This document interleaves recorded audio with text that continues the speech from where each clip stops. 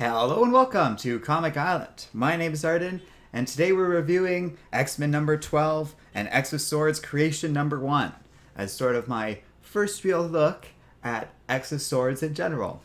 Although we've definitely covered quite a few prelude issues at this point. So, I definitely had a lot of thoughts about these two books, which I think set the stage for at least what feels like the main thrust of the action surrounding X of Swords.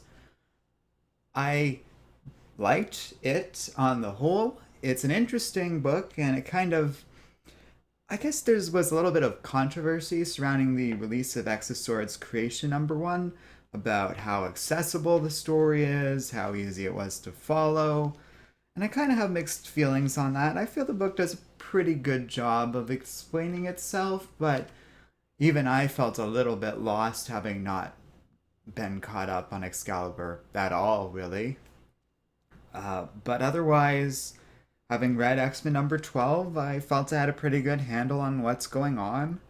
I feel like you can get the gist of the story even if you don't necessarily know the specifics. Kenneth Robinson, thanks for joining us for this stream.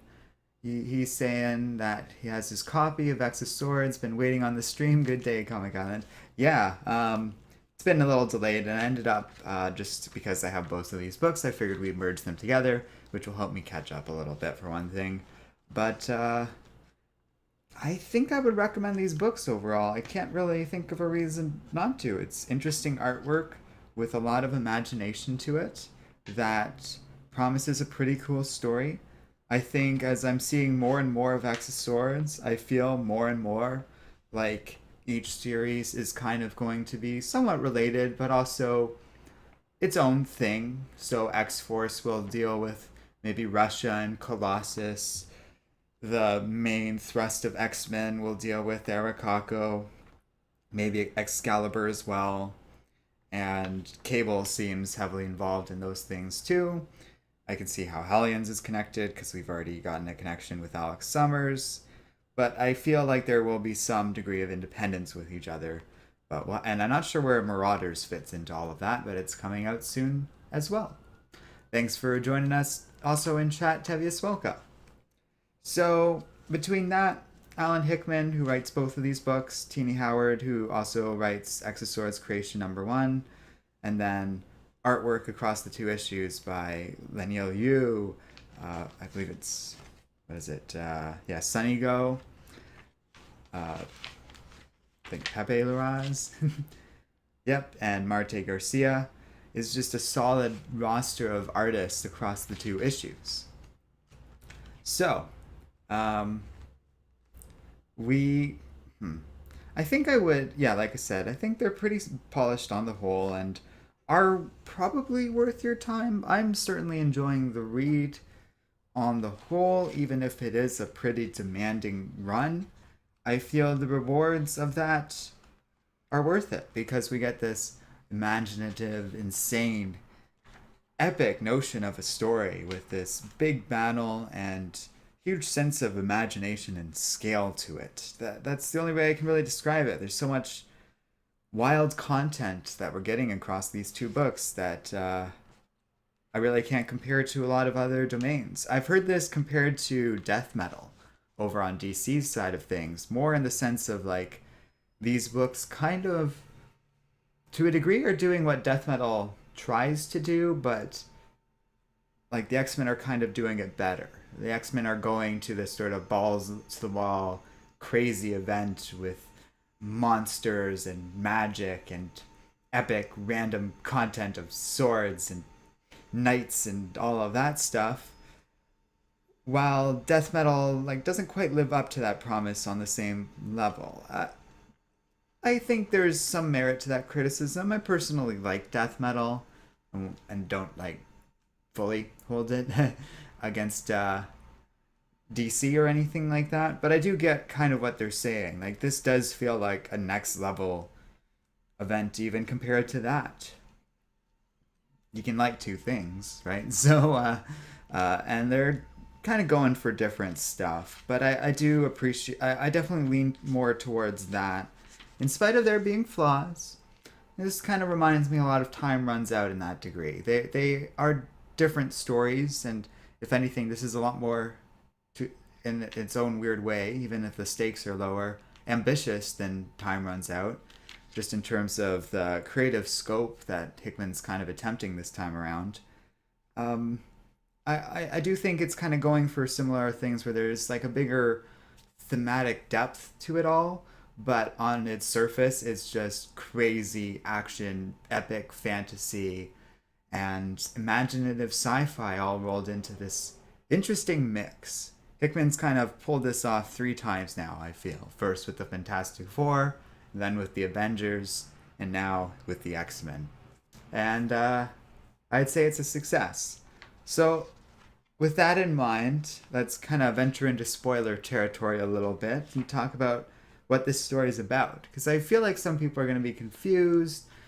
It certainly also reminds me of Time Runs Out in that, like, you kind of need to read a lot of books to fully understand it. I don't really even think I'm fully there yet, so forgive me if I get stuff wrong, or I'm unclear, or don't fully grasp it all myself. A lot of this stuff will probably make more sense as time goes on as well. So we open on where we left off earlier in X-Men. The summoner is playing this weird game with Rockslide, and he kind of analyzes Rockslide's body and talks about how there's energy behind this being that makes the real him, and it's important to find each other's weaknesses. Apocalypse comes and tells the other X-Men to shoo while he talks to the summoner. And they get into this whole thing about how, like, Apocalypse is the summoner's grandfather. Long ago, Krakoa was this larger island called Okara, and it was split into twain by this Twilight Sword. It tore it asunder, and one part of the island became Krakoa, the other part of the island became Araco, which got stranded somewhere out in the, like, multiverse, I guess, but on the other side of Otherworld. Now, long-time X-Men Marvel fans or whatever should know what Otherworld is. It's like an external domain, and they really highlight in this story how it sort of connects other universes and stuff to it. It's an important little spoke in the wheel of reality, and used to be connected to the Captain Britain Corps, but they aren't really a thing at the moment, we'll say. So it goes to the history of that and how Apocalypse's children were, like, forced to live on Araco and survive out there against this, like, wave of demons and this force of annihilation. There's just pages and pages of imaginative artwork showcasing this ancient storyline and mythology. Tebby says, I don't really follow the Captain Britain history. I don't particularly know the details of that, but this story is pretty clear that, like, all you really need to know is they ain't around for this. More intrepid readers might know more about that or have caught up. Like I said, Excalibur feels like a real blank spot in a lot of this, where I feel as though a lot of this stuff is probably explained in more detail, or maybe not, but certainly that's the impression I get, and it makes me want to read it more than anything else. And then we end with Apocalypse having created this portal, presumably to Araco. Summoner, Banshee, and Unis the Untouchable accompany him, and they go through the portal. And that's the end of X-Men number 12, which pretty much leads directly into X of Swords Creation, which is a really long book, priced at $6.99, by the way. But I feel like, given the astonishing artwork, it's kind of worth the price of admission. Because, like, this is the second page we get that you're seeing right now. And the first page is similar content where it's like this pseudo-Egyptian mythology, obviously inspired by these being, like, the children of Ensabanur. And they're leading this legion of monsters, basically, that feel in line with Hickman's kind of style and creativity. They remind me a little of, like, the beings of the Black Order and such.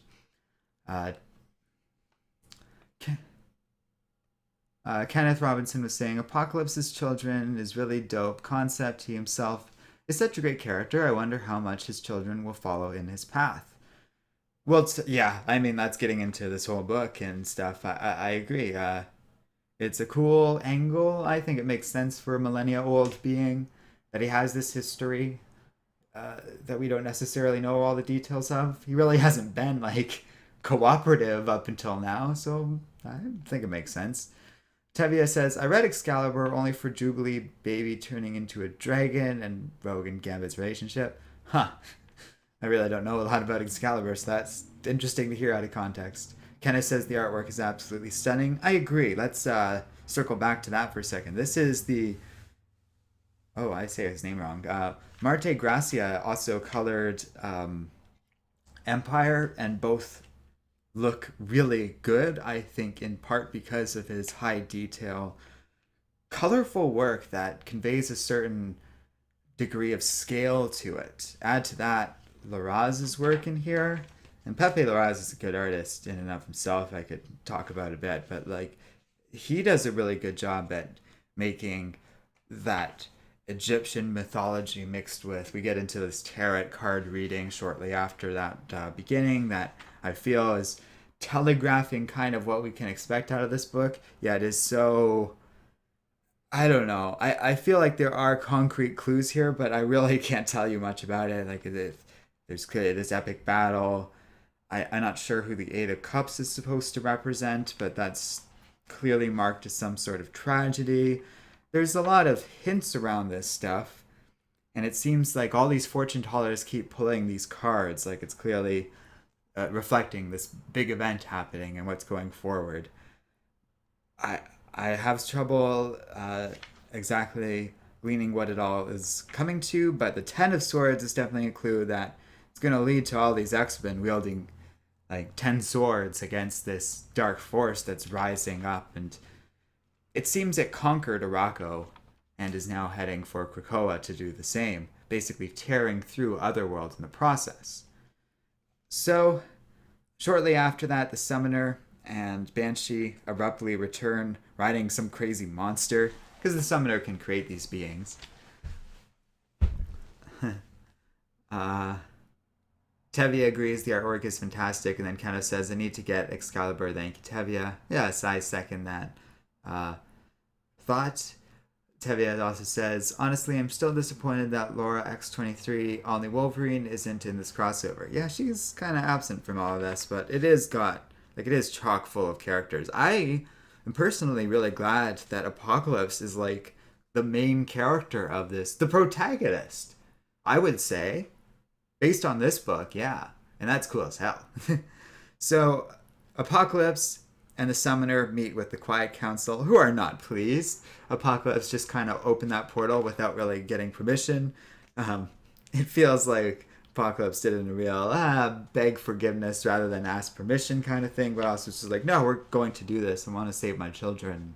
We'll benefit from like if we can reunite this island and make it more powerful than like it formerly was. Krakoa.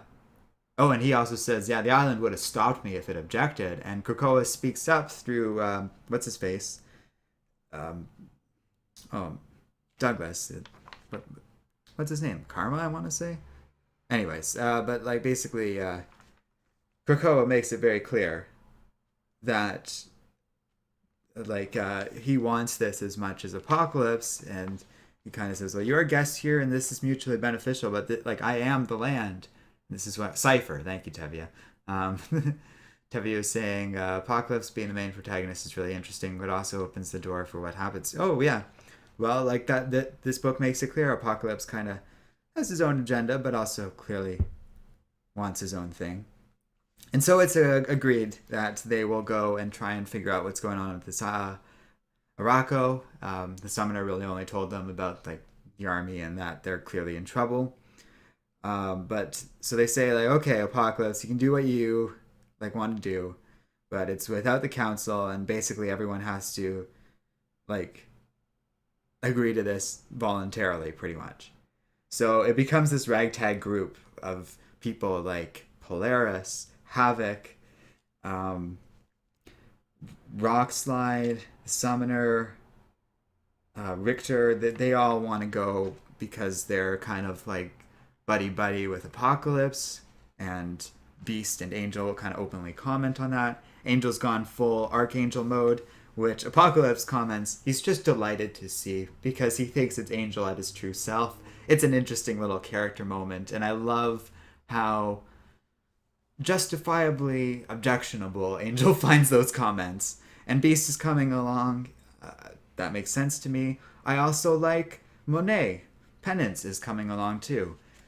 We haven't seen her really since the Empire tie-in, but that wasn't too long ago. So it's kind of cool that she's just right in the tank with this. We get some more information about Otherworld, which is a great little guide. I think those maps and stuff are super helpful, and they're a regular staple of these X-Men books. I believe they do a great job at helping to keep people updated and understanding what's going on issue to issue. They Rachel Summers and Cable poke around in Banshee's brain to try and figure out what happened. Meanwhile, everyone else emerges through the portal, and they see the Otherworld citadel under attack from these crazy monsters, as well as Unis imprisoned. And Apocalypse spots his children almost right away.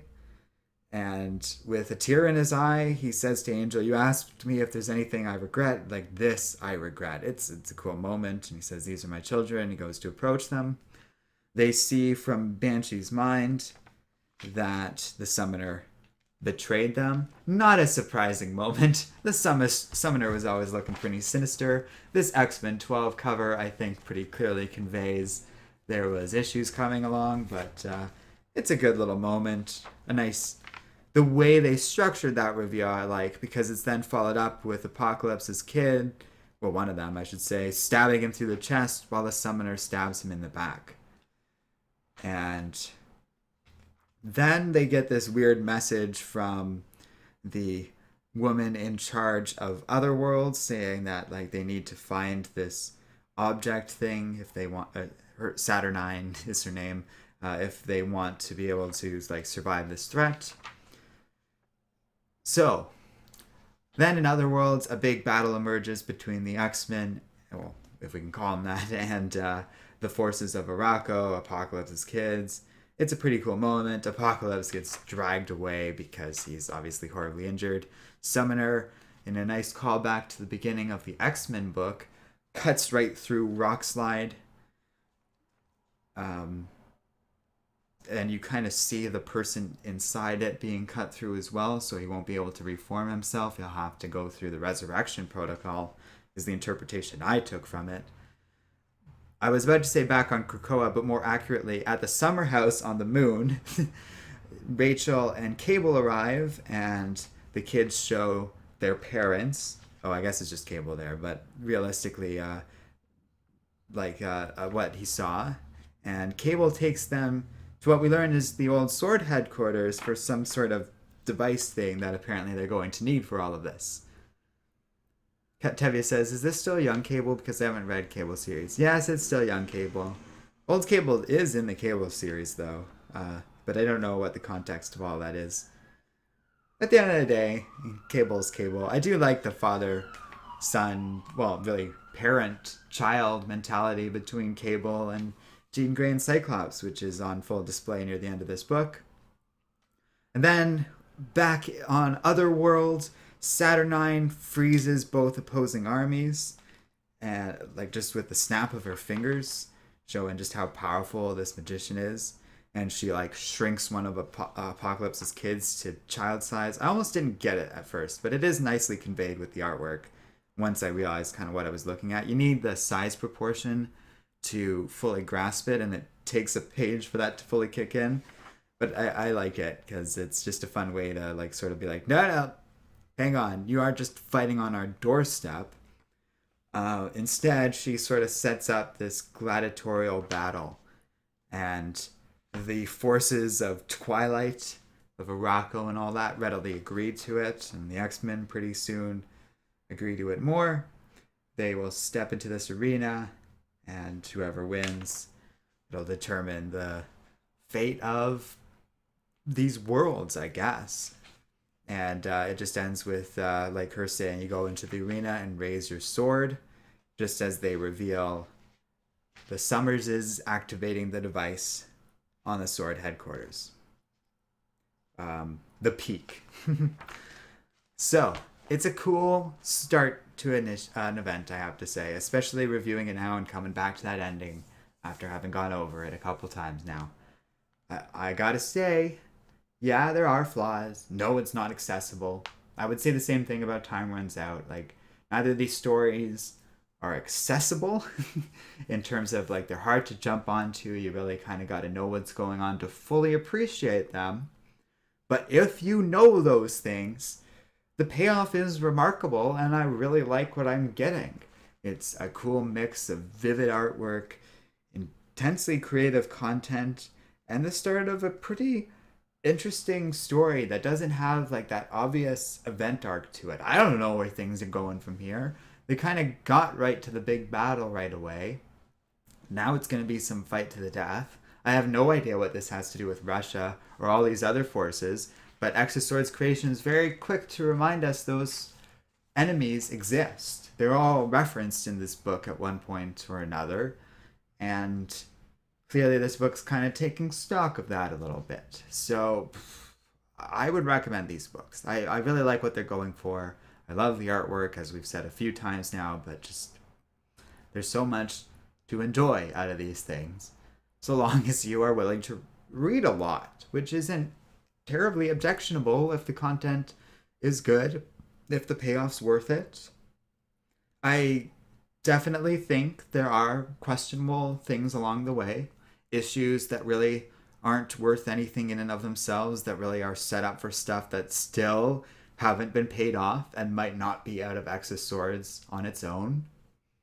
But like, that's okay, because I have a feeling it's just like, oh no, there's still just so much more to come. Teddy says, I still wonder where's Moira. I believe she's well hidden away at this point. I thought she's just kind of underground somewhere. They've potentially referenced that in some X-Men book somewhere, but I could be wrong. Who knows?